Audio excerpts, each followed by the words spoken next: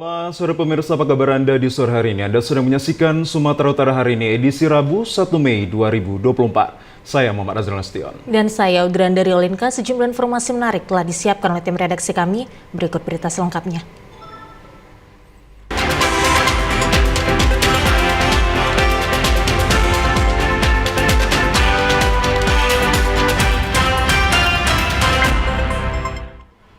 Pemirsa, di informasi yang pertama, aksi heroik anggota TNI Angkatan Udara bubarkan tawuran pelajar bersenjata tajam di Desa Namorambe, Deli Serdang kemarin.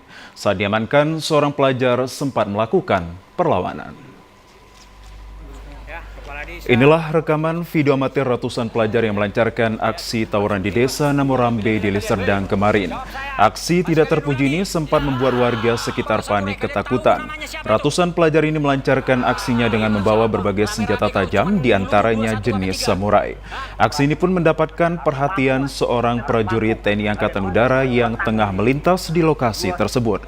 Prajurit ini merupakan anggota Wing 3 Kopasgat bernama Serda Olop Yeslon Sitanggang. Dengan keberaniannya, ia langsung mengamankan sejumlah pelajar yang saling lempar batu dengan kelompok pelajar lainnya. Warga yang melihat keberanian Serda Olop Yeslon Sitanggang turut ikut membantu dan melaporkan kepada perangkat desa dan polisi setempat.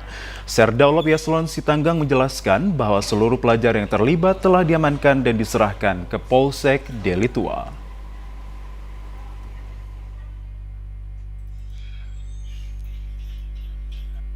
Datang kantin mas, begitu lihatnya pakai baju loreng, pakai baju polisi tadi, semua kabur.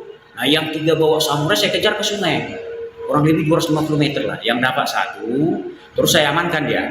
Nah, saya amankan, saya bawa ke gerombolan orang itu lagi tadi kembali, terus saya arahkan adik-adik tadi semua kumpul.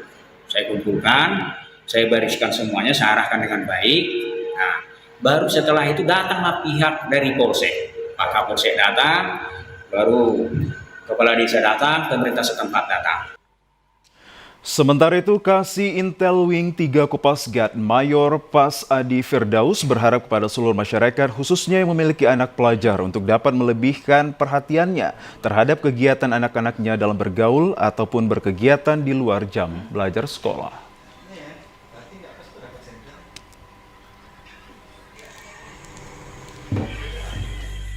Pada seluruh orang tua, ya, baik itu yang ada di wilayah Medan khususnya, apabila mengamankan ataupun membuat aman wilayah, ya, khususnya di wilayah Medan ini, jangan sampai lah, ya, kasih pengertian anaknya harus berkendara sesuai dengan aturan, apakah itu pakai helm atau surat-surat yang lengkap. Yang kedua, jangan membawa senjata tajam, atau setidaknya dia mengecek lah apa yang dibawa anaknya, ya, siapa saja yang bergaul, terus dibatasi. Petugas unit Reskrim Polsek Medan Barat membekuk seorang tersangka pelaku pembunuhan terhadap kekasihnya sendiri yang terjadi beberapa waktu lalu. Tersangka melakukan pembunuhan terhadap korban dengan cara dianiaya hingga tidak sadarkan diri dan tewas seketika.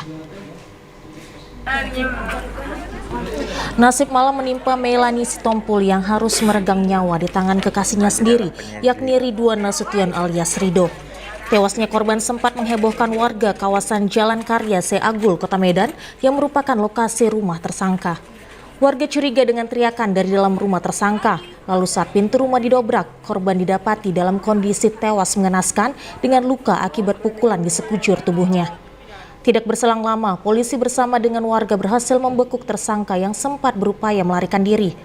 Kapolrestabes Medan Kombes Pol Teddy John Sahala Marbun mengatakan, tersangka dan korban telah menjalin hubungan asmara sejak 3 bulan terakhir. Polisi menyebutkan sebelum bertengkar dengan tersangka akibat cemburu terhadap korban, keduanya sempat mengkonsumsi narkoba jenis sabu di rumah tersangka.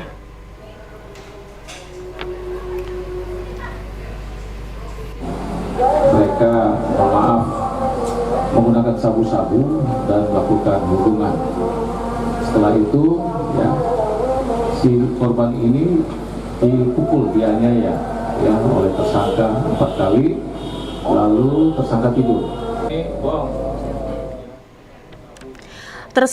Tersangka dijerat dengan pasal 338 tentang pembunuhan, subsidiar 351 KUHP tentang penganiayaan dan terancam hukuman 20 tahun penjara. Ya, pemirsa, sementara itu petugas kepolisian Polres Mandailing Natal berhasil mengamankan 3 pelaku komplotan curanmor dari 7 laporan polisi. Dari tangan pelaku, petugas berhasil menyita 16 sepeda motor, 4 surat BPKB dan STNK sepeda motor, serta 1 buah kunci letter T yang digunakan para pelaku. 3 pelaku komplotan sindikat pencurian sepeda motor di wilayah hukum Polres Mandailing Natal berhasil diamankan petugas reserse kriminal Polsek Penyambungan dan Polres Mandailing Natal. 3 pelaku yang diamankan petugas kepolisian ini berinisial AR, warga Kota Medan, A, warga Desa Tebing Tinggi Mandailing Natal. Mereka berdua satu komplotan yang beraksi mencuri 2 sepeda motor dari dalam rumah kosong yang ditinggal pemiliknya. Sementara pelaku berinisial R, warga Desa Pagur Penyambungan Timur, telah melakukan tindakan pencurian sepeda motor yang parkir di sejumlah titik di Mandailing Natal sebanyak 14 kali. Dari 3 pelaku sindikat pencurian sepeda motor ini, petugas kepolisian berhasil menyita barang bukti sebanyak 16 sepeda motor, 4 STNK dan BPKB sepeda motor yang telah dicuri, dan 1 buah kunci letter T serta 1 buah jam tangan. 16 sepeda motor yang dikembangkan petugas kepolisian ini diamankan di wilayah Kecamatan Sinunukan sebanyak 14 unit dan 2 unit di Kecamatan Linggabayu dan Kota Nopan.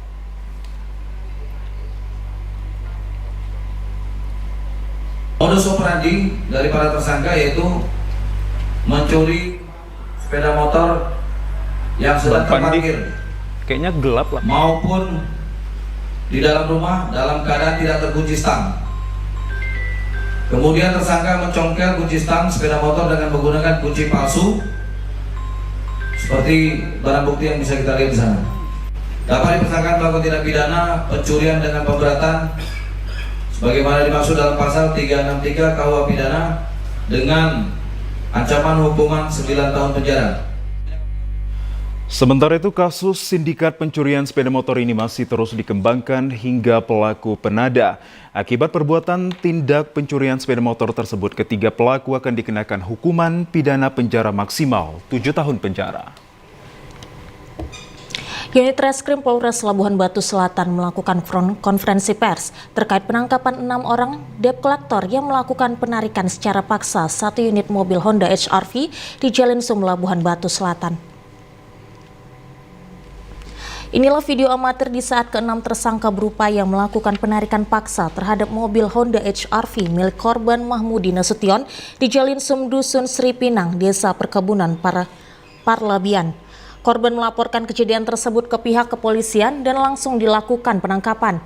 Pada konferensi pers Kasat Reskrim Polres Labuhan Batu Selatan, AKP Gurbakov mengatakan, waktu kejadian pada 23 April 2024 sekitar pukul 14:30 waktu Indonesia Barat, dan korban melaporkan perkara tersebut ke Polres Labuhan Batu Selatan.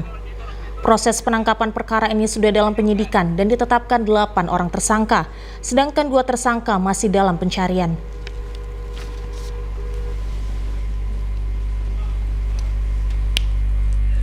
Adapun motif atau tujuan daripada tersangka melakukan hal tersebut yaitu melakukan penarikan terhadap mobil yang digunakan oleh korban yang diduga telah menunggak pembayarannya. Adapun barang bukti yang saat ini sudah berada di penyidik yaitu 1 unit mobil Avanza hitam, 1 unit mobil Avanza merah, dan 1 unit mobil Honda All New HR-V milik korban. Dan beberapa dokumen yaitu sertifikat jaminan fidusia, STNK milik korban, serta fotokopi BPKB. Dan 1 video yang merupakan petunjuk pada saat peristiwa ini terjadi sudah kami simpan di flash disk dan sudah kami sita sebagai barang bukti. Mahmudin yang merupakan korban mengatakan kronologis kejadian saat dirinya melakukan perjalanan dari 50 menuju Padang Sidempuan, tiba-tiba di tengah jalan mobil dihadang dan dipepet tidak berapa lama masuk mobil Xenia warna silver, sehingga mobil saya terblokir tidak bisa kemana-mana. Sedangkan para pelaku berjumlah 6 orang. Surat tugas ini kan yang tidak pernah ditujukan ke Bapak ini sebelumnya, Pak. Tiba-tiba di mobil saya di tengah jalan dihajar. Meminta nomor kakak dipepet dan disuruh berhenti, sehingga saya menangkap mobil kelancaran mereka. Begitu mobil pertama dipepet, muncul lagi mobil satu lagi Avanza warna hitam mepet saya juga. Baru kemudian muncul lagi Xenia warna silver, sehingga saya terblokir tidak bisa kemana-mana. Untuk pelaku sendiri Bang ada berapa? Setahu saya ada 6 orang. Bang, ini mereka dari perusahaan atau eksternal? Saya tidak tahu, karena saya tidak berbicara dengan mereka dan saya tidak ada berkomunikasi dengan mereka. Saya tidak menemukan bukti-bukti apapun. Kasat Reskrim menghimbau masyarakat sekecil apapun kejadian di jalan, segera laporkan ke pihak kepolisian terdekat. Kita menuju ke informasi lainnya, pemirsa. Nelayan asal Kota Gunung Sitoli dan Kepulauan Nias harus meningkatkan kewaspadaannya terhadap gelombang tinggi yang masih berpotensi terjadi di wilayah maritim daerahnya untuk dapat mencegah terjadinya kondisi yang membahayakan manusia di laut. Badan Meteorologi, Klimatologi, dan Geofisika BMKG yang memperkirakan terjadinya gelombang tinggi di sejumlah perairan di Indonesia terjadi, khusus di wilayah maritim Kepulauan Nias dan Sumatera bagian Barat, gelombang tinggi mencapai 2 meter lebih terjadi sejak 3 hari terakhir. Pada daerah lepas pantai seputaran Gunung Sitoli, gelombang masih dirasakan pasang naik tanpa terjadinya pecahan ombak. Namun kondisi cuaca buruk tersebut ditempuh oleh para nelayan yang tengah berada di tengah laut sejak subuh pagi tadi menuju daratan. Berhubung kondisi arus laut cukup deras dan akan lebih berbahaya bagi para nelayan jika tidak segera dihindari. Menyikapi kondisi cuaca buruk dan mengindahkan himbauan BMKG, para nelayan memutuskan untuk menghentikan seluruh aktivitasnya.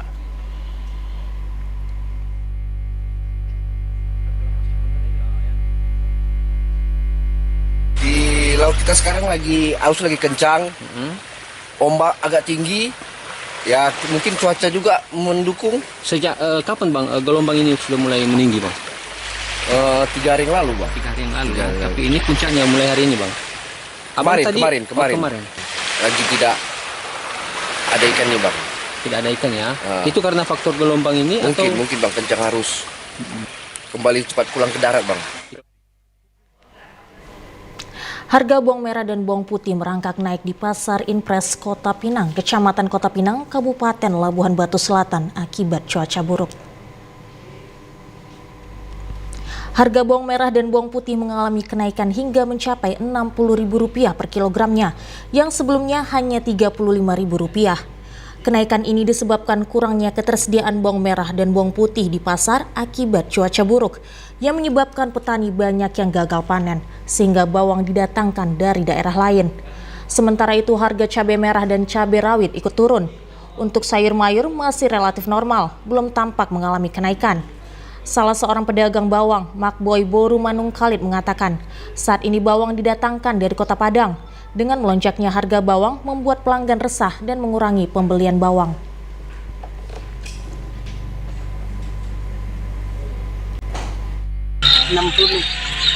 Sebelumnya harganya berapa, Nam? Sebelumnya 35. Untuk penyebab kenaikan ini apa, Nam? Katanya nggak ada bawang, rusak bawang. Jadi ini bawang dari mana? Ini dari Padang. Dari Padang, Nam. Jadi dengan naiknya harga bawang ini gimana pembeli, Nam? Ya, pembelinya jadi kurang apa lah, korting-korting lah. Yang biasa ngambil sekilo seperempat lah. Pemirsa, jajaran pengurus daerah kolektif PDK Koperasi Serbaguna Gotong Royong Kosgoro 1957 Sumatera Utara menggelar acara silaturahmi Idul Fitri 1445 Hijriah sekaligus syukuran sukses pemilu 2024 di Aula Beringin DPD Partai Golkar Sumatera Utara, Jalan Sudirman, Medan kemarin. Acara yang dilakukan salah satu organisasi sayap Partai Golkar ini dihadiri Ketua DPD Golkar Sumatera Utara Musa Rajeksa yang juga berstatus sebagai caleg DPR RI terpilih. Ketua DPD Golkar Sumatera Utara dalam sambutannya menyampaikan perjuangan pemilu sudah dilakukan khusus untuk legislatif. Tentunya ada yang terpilih dan ada yang belum terpilih. Hal ini merupakan sebuah kontestasi dan harus diyakini masih ada kesempatan lainnya. Ketua DPD Golkar meminta kepada DPR yang terpilih agar duduk bersama menyerap aspirasi rakyat sehingga DPR dari Partai Golkar dapat mengakomodir apa yang menjadi harapan rakyat. Dikatakan seluruh jajaran Gosgoro harus berjuang demi pembangunan di Sumatera Utara sehingga DPD Golkar dapat memenangkan pilkada yang akan dilangsungkan. Sebagai Ketua DPD Golkar, Musa Rajeksa mengaku tidak akan lupa dengan Gosgoro karena sangat berjuang untuk menjadikan dirinya sebagai Ketua DPD Golkar. Terkait dengan pencalonannya sebagai calon gubernur, Ijek mengaku masih menunggu arahan dari DPP Golkar. Ini acara dari Gosgoro untuk silaturahim Idul Fitri dan juga memberikan ucapan selamat kepada caleg-caleg kader Gosgoro yang duduk di DPR, baik itu RI, Provinsi, dan Kabupaten Kota se-Sumatera Utara, juga silaturahim. Intinya seperti itu ya, dan juga tadi Bang Reza sambil menyampaikan hasil dari kemenangan Partai Golkar di Sumatera Utara. Kalau Gosgoro sebagai Gubernur Sumatera Utara, seperti apa tanggapan? Ya, alhamdulillah, artinya ini kan semangat dari semua kader Partai Golkar, juga para hasta karya seluruhnya. Ya, apapun itu kita tetap patuh apa keputusan dari DPP Partai Golkar, yaitu Ketua Umum kita Bapak Erlangga Hartarto. Ketua PDK Gosgoro 1957 Sumut, Riza Fahrumi Tahir, mengajak seluruh jajarannya untuk mengulangi sukses story pada Pileg 2024 di pilkada yang akan berlangsung sesaat lagi. Karena bukti kerja keras seluruh kader, banyak kursi DPR yang dimenangkan Partai Golkar. Riza Fahrumi mengajak seluruh kader Gosgoro agar mendukung Musa Rajeksa menjadi calon gubernur Sumatera Utara. Silaturahmi Idul Fitri 1445 Hijriah dan syukuran sukses pemilu 2024 PDK Gosgoro 1957 Sumut turut dihadiri jajaran pengurus DPD Golkar, organisasi sayap Golkar seperti MKGR, KPPGR, Soksi, dan lainnya. Pak Ijek, Partai Golkar menunggu keputusan dari DPP. Tapi kami sebagai ormas yang mendirikan, kami tidak perlu menunggu-nunggu. Kami tetap mendorong supaya Pak Ijek untuk meningkatkan elektabilitasnya, meminta kepada kesediaan Ketua Umum DPP Partai Golkar untuk mencalonkan Pak Ijek sebagai calon gubernur Sumatera Utara. Dan itu sudah sikap yang hitam putih. Kami diperintah oleh Pak Agung Laksono untuk memenangkan Pak Ijek. Silaturahmi Idul Fitri 1445 Hijriah dan syukuran sukses pemilu 2024 PDK Gosgoro 1957 Sumut turut dihadiri jajaran pengurus DPD Golkar, organisasi sayap Golkar seperti MKGR, KPPGR, Soksi, serta lainnya. Pertumbuhan ekonomi Indonesia diperkirakan tetap kuat di tengah meningkatnya ketidakpastian global. Bank Indonesia memperkirakan pertumbuhan ekonomi global tahun 2024 mencapai 3,1%.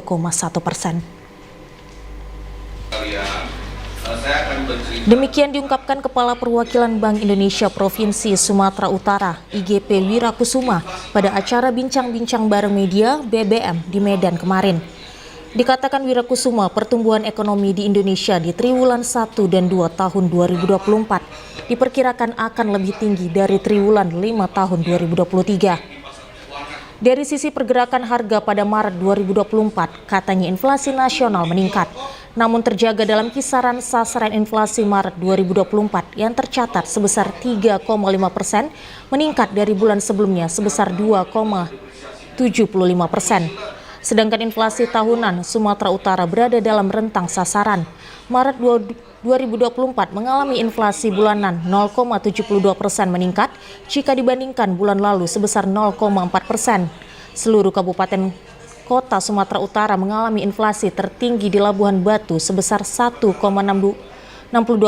dan terendah di Karo 0,12%. Selanjutnya IGP Wirakusuma mengingatkan untuk mewaspadai nilai tukar rupiah yang akhir-akhir ini makin melemah. Menurutnya pelemahan terhadap nilai tukar rupiah itu bisa memberi dampak inflasi sehingga dapat menurunkan kesejahteraan masyarakat karena daya beli menjadi rendah. Dijelaskannya ada beberapa faktor yang menyebabkan melemahnya nilai tukar rupiah tersebut, yakni determinannya fundamental supply valuta asing seperti dolar menyebabkan tergantung kepada ekspor. Kondisi ini berdampak terhadap rupiah yang menggantungkan ekonominya dari ekspor komoditas sehingga membuat neraca perdagangan memburuk. Begitupun Wira optimistis pertumbuhan ekonomi Indonesia diperkirakan tetap kuat di tengah meningkatnya ketidakpastian global.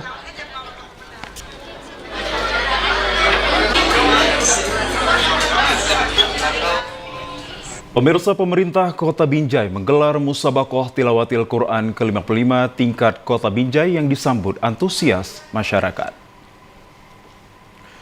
Kegiatan MTQ ke-55 tingkat Kota Binjai diawali pawai ta'aruf dari lapangan Merdeka Binjai menuju lokasi MTQ di Jalan Bejo Muna, Kecamatan Binjai Timur. MTQ ke-55 tahun ini mengambil tema wujudkan masyarakat Binjai yang maju, berbudaya dan Qur'ani. Kegiatan yang berlangsung selama 5 hari ini memperlombakan sejumlah cabang, diantaranya tilawah anak dan remaja, tahfiz Al-Quran 5, 10, 20, dan 30 juz, fahmil Al-Quran, syahril Quran, dan khotil Quran, tingkat laki-laki dan perempuan. Wali Kota Binjai Amir Hamzah menyatakan melalui kegiatan MTQ ini diharapkan dapat meningkatkan kualitas anak-anak di Kota Binjai, khususnya terkait pemahaman dan pengetahuan Al-Quran, dan kegiatan ini juga sesuai dengan visi dan misi Kota Binjai, yakni menjadikan Kota Binjai yang maju, berbudaya dan religi. Komisi Pemilihan Umum Sumatera Utara telah menerima 100% dana hibah pemilihan kepala daerah yang akan berlangsung 27 November 2024 mendatang. Dana hibah ini nantinya akan digunakan dalam tahapan pelaksanaan Pilkada Sumut seperti debat kandidat hingga keperluan logistik lainnya. Dana hibah yang akan digunakan dalam tahapan Pilkada Sumut November 2024 mendatang ini datang dari pemerintah Provinsi Sumatera Utara. Dana hibah sebesar 705 miliar rupiah ini nantinya akan digunakan KPU Sumut dalam proses persiapan hingga pemilihan gubernur Sumut, yakni mulai dari program sosialisasi, tahapan verifikasi berkas dari calon perseorangan, hingga keperluan pada masa kampanye termasuk debat kandidat. Ketua KPU Sumut Agus Arifin mengapresiasi pemerintah Provinsi Sumut, terkhusus pejabat Gubernur Sumut yang telah menuntaskan dan memberikan dana hibah untuk keperluan Pilkada Sumut ini kepada KPU Sumut. Selain itu, dana hibah ini juga akan digunakan KPU Sumut untuk membayarkan honor badan ad hoc yang terdiri dari PPK, PPS, dan anggaran KPPS.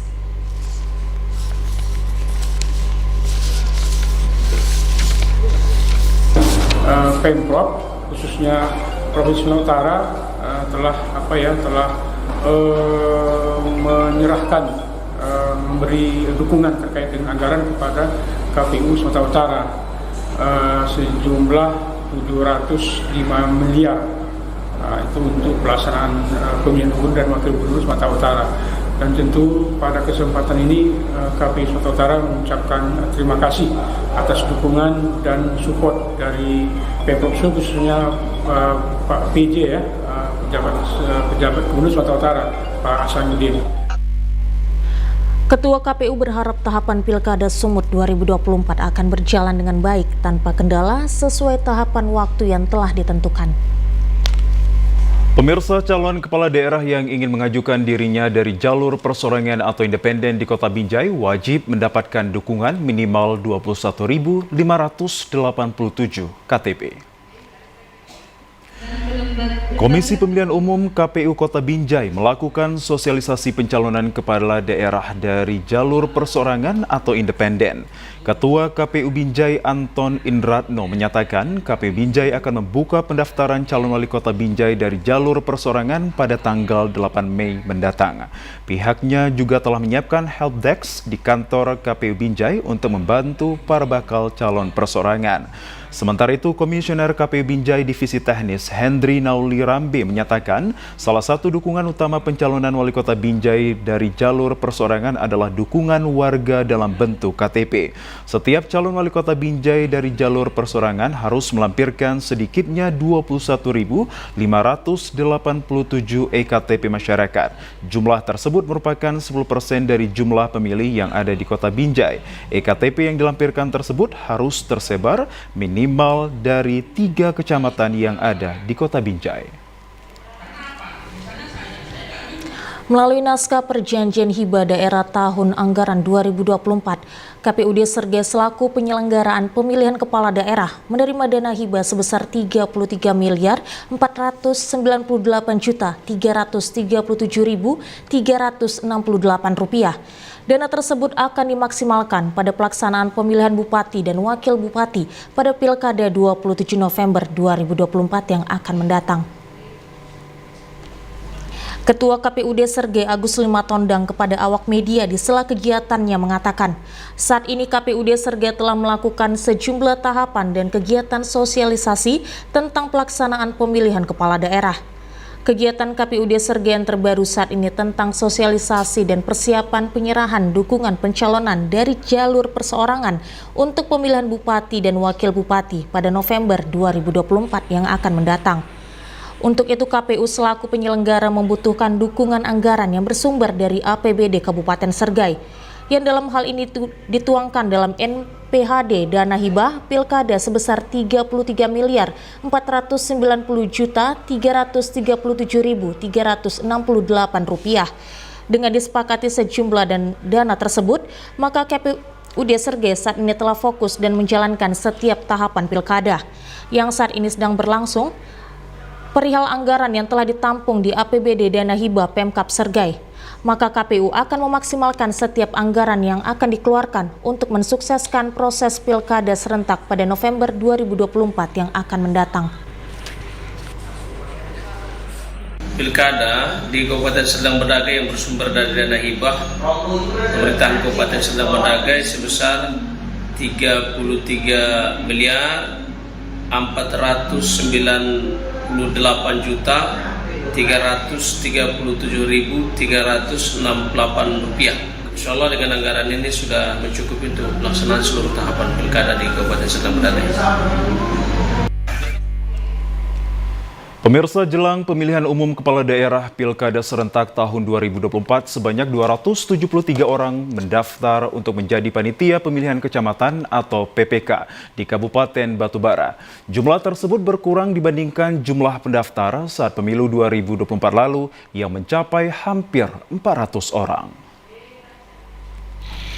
Komisi Pemilihan Umum KPUD Batubara resmi menutup pendaftaran calon PPK Pilkada serentak tahun 2024 pada Senin 29 April 2024 pukul 23.59 waktu Indonesia Barat.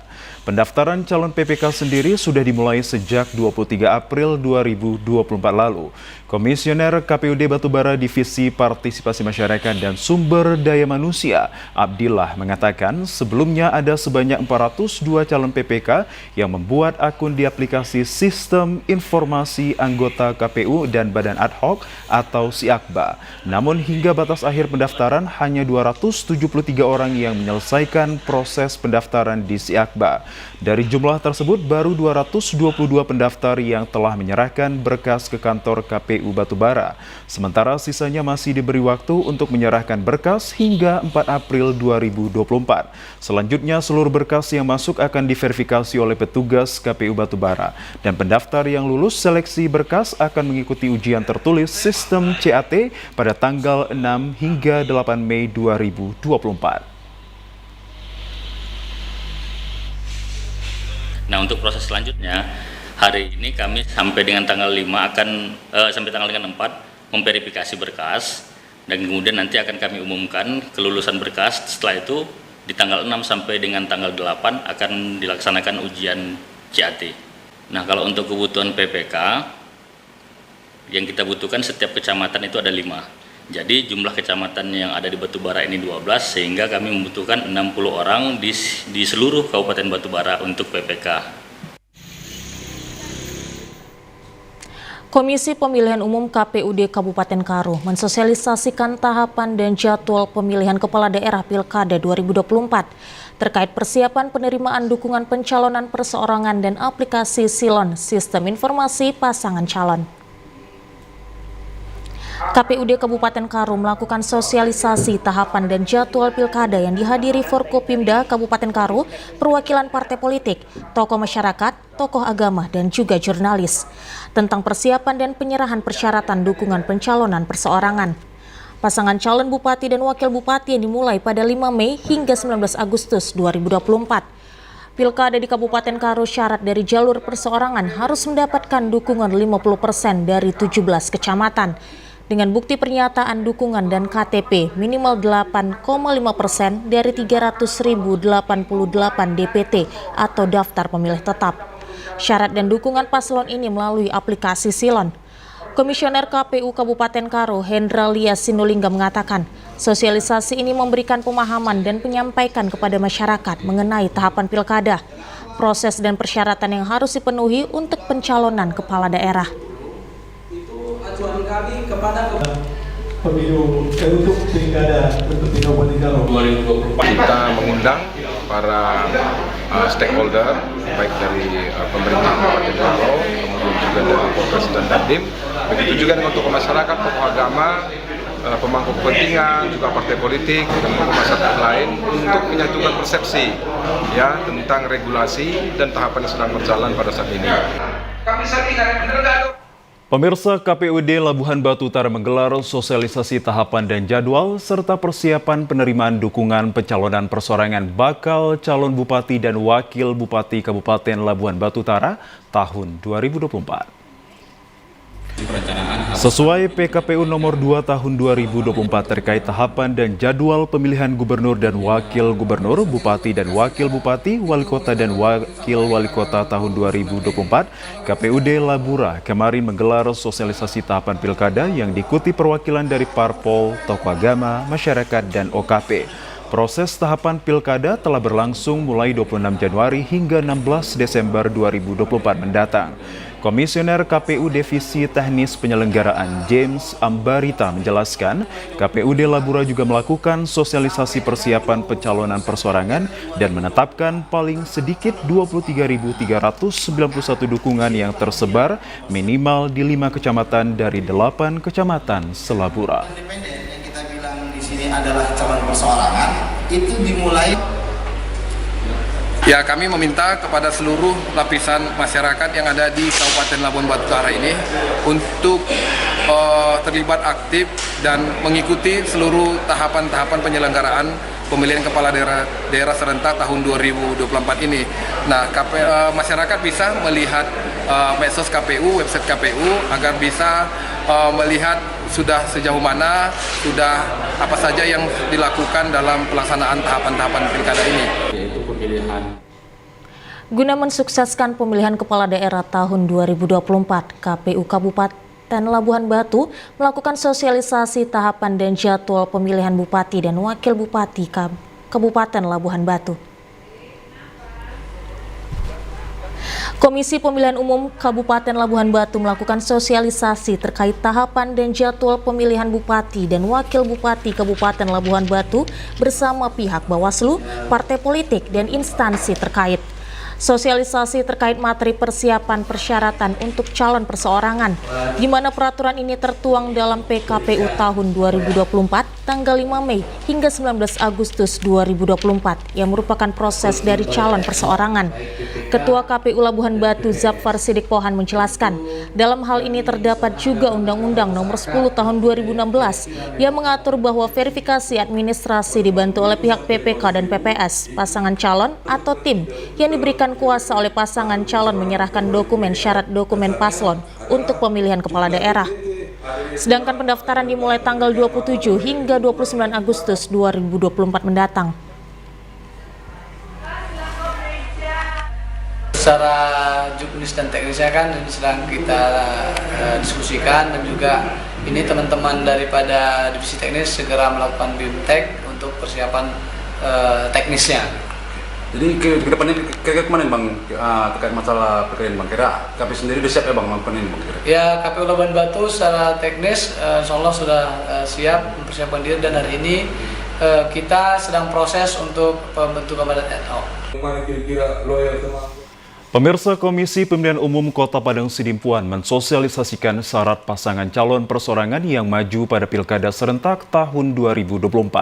Wajib menyerahkan syarat dukungan berbentuk elektronik KTP dan syarat dukungan untuk verifikasi administrasi, verifikasi faktual, dan rekapitulasi.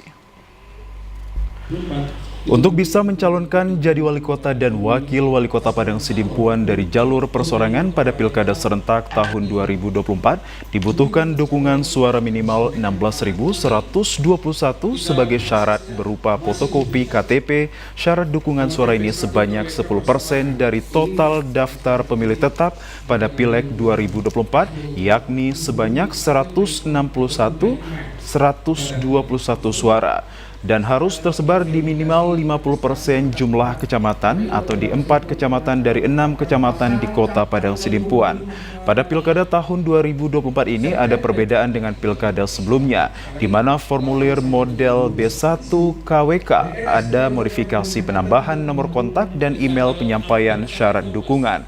Dilakukan melalui aplikasi sistem pencalonan atau Silon. Memenuhi ambang batas ya. Poin pentingnya bagi yang ingin mencalonkan diri sebagai bakal calon wali kota ataupun wakil wali kota Padang Sidimpuan dari jalur perseorangan harus mendapatkan dukungan 16.121 dan persebarannya di minimal 50+1 kecamatan di kota Padang Sidimpuan, yang di 4 kecamatan ya, karena kita hanya ada 6 kecamatan. Saya kira itu, dan itu dari 16121 itu termasuk dia di dalam DPT gitu ya, DPT pemilu 2024 kemarin. Sementara itu pemenuhan syarat dukungan bakal pasangan calon persorangan pengumuman pada 5 hingga 17 Mei 2024, sementara penyerahan dokumen syarat dukungan oleh pasangan calon persorangan tanggal 8 hingga 12 Mei 2024. Sementara itu pendaftaran bakal pasangan calon mulai 27 hingga 29 Agustus 2024 mendatang dan penetapan pasangan calon pada 22 September 2024, kemudian pemungutan suara tertanggal 27 November 2024. Kami masih menunggu petunjuk teknis untuk pencalonan ini. Apakah nanti ada persyaratan khusus di sana? Nanti kita akan nanti sosialisasikan kembali manakala petunjuk teknis untuk pencalonan persyaratan bakal wali kota dan wakil wali kota di Pilkada 2024 ini, manakala tulisnya sudah kami terima. Kementerian Pariwisata dan Ekonomi Kreatif telah mengalokasikan anggaran sebesar 5,7 miliar untuk membangun pusat kreasi destinasi pariwisata PKDP di Toba. Proyek ambisius ini bertujuan untuk menjadi etalase bagi produk-produk usaha mikro dan menengah di daerah tersebut dengan tujuan meningkatkan perekonomian masyarakat setempat. Kepala Dinas Kebudayaan dan Pariwisata Kabupaten Toba, Rusti Hutapea mengatakan, pembangunan PKDP di Desa Tambunan Lumban Pea, Kecamatan Balige, Toba, telah diserah terimakan pada bulan Februari 2024 yang lalu kepada Pemkab Toba. Dengan luas bangunan mencapai 776 meter persegi, PKDP akan menjadi tempat bagi para pelaku ekonomi kreatif setempat untuk memamerkan produk-produk kreatif mereka. Menurut Rusti bahwa bangunan PKDP tersebut akan segera digunakan pada bulan Juni 2024 ini, dan saat ini Pemkab Toba sedang mempersiapkan berbagai kegiatan yang akan digelar di sana dan juga untuk pembersihan lokasi tersebut. Kemungkinan kita akan tempati di sana ruangannya karena itu kan bagian dari Dinas Pariwisata juga. Akan menempatkan atau pindah langsung kira-kira? Kalau pindah secara langsung akan kita bagi sesuai dengan itu kan PKDP itu kan ada bidang ekonomi kreatif kita, kemudian TIC Tourism Information Center itu mungkin akan ditempati oleh bidang pemasaran. Kita beralih ke informasi lainnya, pemirsa. Sebahagian warga yang tinggal di daerah pesisir pantai Kabupaten Batubara, Sumatera Utara masih kesulitan untuk mendapatkan sumber air bersih. Akibatnya warga harus mengandalkan air yang bersumber dari sumur bor di salah satu masjid untuk kebutuhan minum dan memasak. Beginilah suasana di Masjid Nurul Ikhlas yang berada di Simpang Kedai Si6, Desa Guntung, Kecamatan 50, Pesisir Batubara. Setiap hari halaman masjid dipadati warga yang akan mengambil air bersih yang bersumber dari sumur bor. Pengurus Masjid Nurul Ikhlas, Muhammad Kulal, mengatakan air sumur bor di masjid ini telah digunakan warga sejak puluhan tahun lalu. Pasalnya air di rumah warga tidak layak untuk dikonsumsi. Pengurus Masjid Nurul Ikhlas menyiapkan 5 tangki air berkapasitas kapasitas besar untuk memenuhi kebutuhan warga. Setiap harinya ada sekitar 2.000 jerigen air yang diambil warga dari sumur bor tersebut. Setiap satu jerigen, warga membayar Rp1.000 untuk infak masjid dan perawatan sumur bor. Warga yang memanfaatkan sumur bor di Masjid Nurul Ikhlas berasal dari sedikitnya 10 desa yang berada di sekitaran masjid. Air ini udah sekitar 70 tahun yang lewat. Ya. Apa sebabnya warga kemarin? Air ini langsung diminum. Ini sudah masuk laboratorium Jepang, Australia, Amerika. Ada orang-orang udah banyak, bisa berapa negara aja masukkan ke laboratorium, udah layak diminum. Nonton bareng pertandingan semifinal Piala AFC U23 antara Indonesia versus Uzbekistan di Serdang Bedagai sangatlah meriah. Meski menelan kekalahan 0-2 atas Uzbekistan, namun tidak menyurutkan semangat warga Sergai untuk membela perjuangan U23 dalam menempuh semifinal. Semangat nasionalisme dalam mendukung kesebelasan Indonesia tampak terpancar di saat peluit pertandingan semifinal Piala AFC dibunyikan wasit. Nobar di Sergai dipusatkan di lokasi bakso sapi Sultan yang diselenggarakan bersama salah satu partai di Sergai. Pada babak pertama serangan demi serangan dilesakkan kesebelasan Indonesia, begitu juga belasan serangan dari Uzbekistan tidak kalah sengit. Pada menit ke-27, Witan Sulaiman sempat dijatuhkan oleh Abdul Fohid di dekat kotak penalti. Wakit Kemuda mengecek VAR. Namun bukan pelanggaran, Indonesia gagal mendapatkan penalti. Dilanjutkan babak kedua pada menit ke-61, Indonesia nyaris unggul atas Uzbekistan. Gol anulir yang dilesakkan Muhammad Ferrari memupus semangat merah putih dalam laga tersebut.